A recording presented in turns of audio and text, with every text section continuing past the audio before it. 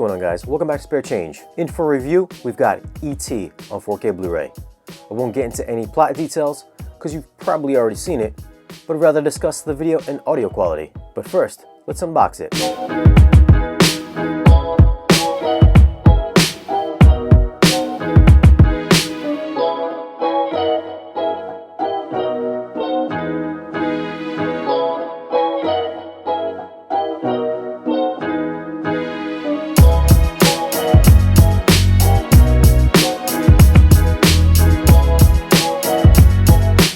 Now for some quick tech specs. The film was shot on 35mm, it has a 4K DI, runtime is 114 minutes, it's rated PG, aspect ratio is 185:1, so for those watching on a TV, you'll get the full screen image. Now for image quality. This film was shot back in 1982, so there is going to be some very fine film grain throughout the entire duration. The image isn't razor sharp, but does look overall tighter and smoother over the standard Blu-ray. Because of the grain, it does have a very film-like look about the presentation, and maybe just a touch on the soft side compared to, say, a recent Sony release that tends to be tack sharp. The increase in resolution can be seen at the beginning of the film while they're all sitting around the dining table. Objects placed on the table are more detailed, and objects around the dimly lit room can be made out more easily. There is some more refinement in the close-up shots like peach fuzz on Elliot's face, or the model work done on the animatronic E.T. The clarity is so good at times, E.T. can seem like a plastic toy. I've noticed this when Elliot gets E.T. in his bedroom for the first time. E.T. looked a bit on the rubbery and plastic side. HDR was beneficial here, seeing as many parts of the film does take place outside in the dark.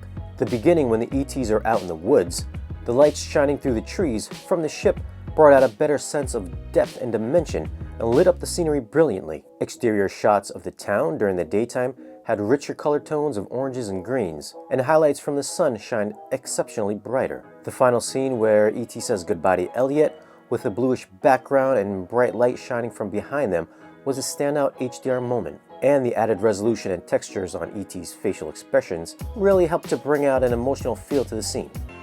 I'll be right here. Now for audio. This film gets a new DTS-X immersive mix. It was pretty much what I had expected from a film of this age. Not much in the way of effects in either overheads or lower channels. The couple of scenes I had noticed were at the beginning. Where the spaceship flies away, you can hear it move from the front of the room to over your left shoulder and to the back of the room. There's also the scene where the kids are riding their bikes, and you can hear them move from the right rear up toward the right front, so not many discrete effects. The main highlight of this mix would be the John Williams score. This mix was very detailed and layered. I could make out clearly the orchestra and instruments placed within the soundstage. The music was integral and really helped to bring tension and emotion out during every scene. The dialogue mix was clear with no issues, and bass response was minimal, but I wouldn't take that as a negative. So for audio, I'd have to give it an 8. It isn't an effects-heavy movie, but the score was superb. For picture quality, I'd have to go 8 as well. This is an overall tighter and more refined presentation over the regular Blu-ray, and just felt more film-like. This is also the original version of the film, and not the special edition version that had the CGI E.T. And the guns are here too. So would I pick this up over the regular Blu-ray? I'd say, if you're a fan, most definitely. It's the best viewing experience, but it isn't a drastic departure either visually or audibly. So I wouldn't say it's a must-have. Now if you found this video helpful, give us a thumbs up and comment down below. Follow us on social media and hit that subscribe button, and we'll see you guys again in the next video.